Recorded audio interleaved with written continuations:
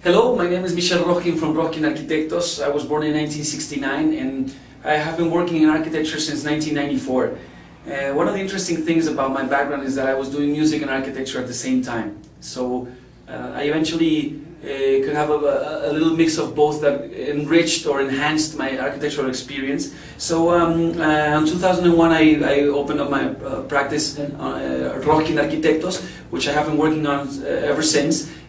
First of all, in Rojkind Architects, we don't want to specialize in any particular field. This has been something that I had in my mind ever since, that not specializing, because we don't want to end up as being architects that only do retail or architects that only do residential.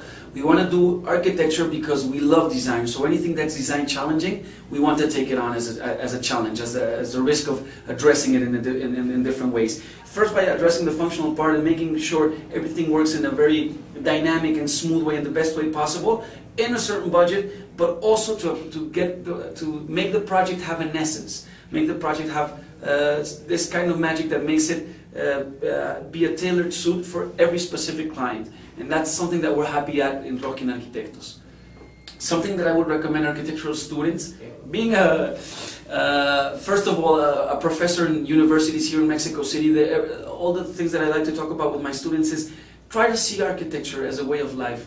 Try to forget about it being a profession. I know it's you have to go through school and then you open up an office but it's not a 9-to-5 job. Architecture is something that you live day by day. And if you're not concerned when you walk out the door and you're in the street and how public transport works and how parks are lived or how buildings are designed, then I think you're not taking the full advantage or grasping the full concept of architecture.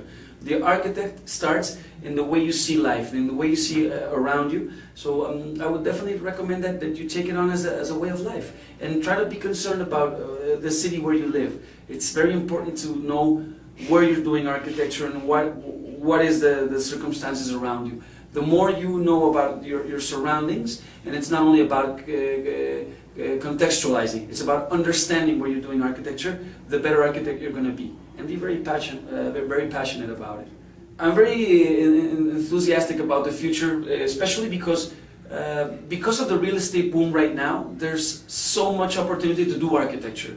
And I'm very happy about the use of technology. With everything, with a lot of people investing in real estate, I think the opportunity right now to design more extreme buildings or design more extreme geometries is the time. Because we have the technology, we're designing in 3D, and then from our computers we can pass along this 3D design to companies that eventually will build or fabricate in their shops all these elements or structural elements that will complete the building once it's done. Before we couldn't do that. Everything had to be done in 2D and then cut in shops. So I think we're entering a stage or a phase in architecture which has to do with taking on this technology, experimenting with new materials, because I think there has never been so many materials around to experiment with, and people constantly trying to get new materials. So I think we're going to start seeing structures that are made of carbon fiber instead of regular steel or regular concrete, and who knows, maybe